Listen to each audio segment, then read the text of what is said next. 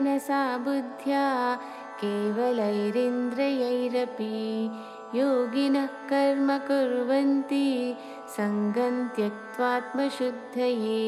In this verse, Krishna explains that true yogis perform all their actions, whether through the body, mind, intellect, or senses, without attachment. They act purely for the purpose of self-purification.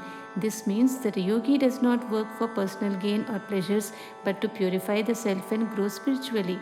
Whether they are using their body, mind, or senses, they remain detached from the outcomes.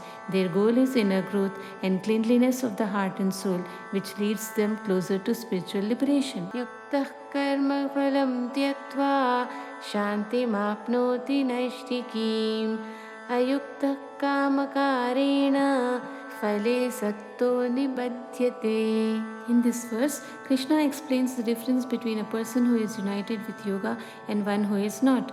A person who performs actions without attachment to the results achieves lasting peace. This is because they are not driven by desires but act selflessly. On the other hand, a person who is not united with yoga is attached to the outcomes of their actions. They act out of selfish desires and are bound by the results, leading to stress and suffering. In summary, selfless action leads to peace, while selfish action leads to bondage. सर्वकर्माणि मनसा सन्न्यस्यास्ते सुखं वशी नवद्वारे पुरे देहि नैव कुर्वन्न कारयन्. In this verse, Krishna describes a wise person who has renounced all actions mentally, achieving inner peace. Such a person is like a master of their mind and senses, living in a body that is the city of 9 gates, but not actively involved in actions. This means that even while living in the world and having a physical presence, the wise person remains detached from the activities of the body. They understand that their true self is separate from their actions, leading to a state of tranquility and contentment, unaffected by the external world. न कर्तृत्वं न कर्माणि लोकस्य सृजति प्रभुः न कर्मफलसंयोगं स्वभावस्तु pravartate. In this verse, Krishna explains that the divine or Prabhu does not create the sense of doership or the actions in the world. Instead, it is the nature or Prakriti that drives all actions and their results. This means that the Supreme Being is not responsible for individual actions or their outcomes. Instead, the natural qualities and tendencies inherent in living beings lead to actions and their consequences. Krishna emphasizes that people often feel like they are the doers, but in reality, it is the interplay of nature that governs everything. This understanding helps one realize that they are part of a larger cosmic process leading to greater awareness and peace. Nadatte kasyachit papan na chaiva sukrutam vibhuhu ajnanena vritam jnanan tena muhyanti jantavaha. In this verse, Krishna explains that the divine does not take anyone's sins or merits. The Supreme Being is not responsible for the good or bad actions of individuals. Instead, it is ignorance or ajnana that covers true knowledge or jnana, causing beings to become confused and trapped in the cycle of life. This means that people's actions, whether positive or negative, are their own and they are influenced by their understanding or lack thereof. Ignorance leads to a misunderstanding of the self and the world, resulting in suffering. By gaining true knowledge, individuals can overcome this confusion and move towards liberation. Jnanena tu tad jnanai yeshanashitamatmanah teshamadityavat jnanam prakashayati tatparam. In this verse, Krishna emphasizes that the knowledge or jnana can eliminate ignorance or ajnana for those who seek it. When ignorance is destroyed, true understanding of the self and the universe emerges. He compares this illumination to the sun, which reveals everything.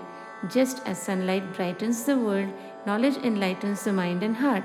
For those who attain this knowledge, it leads to clarity, understanding, and liberation from confusion and suffering.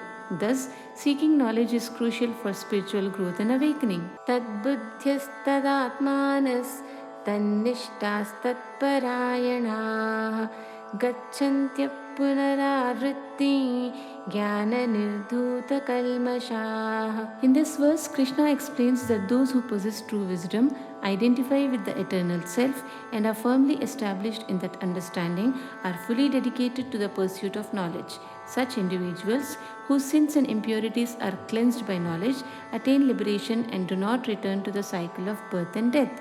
This means that when one is fully committed to understanding the true nature of reality and the self, they overcome all negative karmas or kalmashas and achieve a state of eternal peace. Their dedication to knowledge leads them beyond the cycle of life and rebirth, allowing them to experience lasting liberation. Vidya Vinaya Sampanne Brahmane Gavihastini Shuni Chaiva Shvapake Cha Pandita Samadarshinaha. In this verse, Krishna teaches that a true wise person, a Pandita, sees all beings with equal vision, regardless of their social status or form. Whether it's a learned Brahmin, a cow, an elephant, a dog, or even a lowly dog-eater Shvapaka, a wise person recognizes the same divine essence in all. This perspective reflects the understanding that the soul is beyond the differences created by society and the physical body. True knowledge allows one to transcend judgments based on external experiences and status, fostering compassion and equality among all living beings. Ihaiva tairjitas sargo esham samye sthitam manaha nirdosham hi samam brahma tasmad brahmani te sthitaha. In this verse, Krishna explains that those who have attained equanimity in all situations have overcome the cycles of creation or sarga. Their minds remain steady in the realization of the oneness of all beings.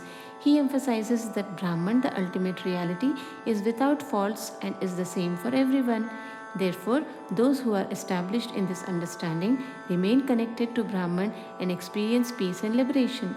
By seeing the world with a sense of unity and recognizing the divine essence in all, they transcend worldly attachments and sufferings. Na prashishyet priyam prapya no dvijjet prapya cha priyam sthira buddhira sammudho brahmavid brahmani sthitaha. In this verse, Krishna describes the qualities of a person who has true knowledge of Brahman. Such a person does not get overly joyful upon receiving something pleasant, nor do they feel disturbed when faced with something unpleasant. Their mind remains steady and unaffected by the ups and downs of life. This stable, undisturbed state reflects a deep understanding of the eternal nature of the self, which remains unchanged despite external circumstances. By being firmly established in knowledge, they experience peace and are not swayed by emotions, demonstrating their realization of the ultimate truth.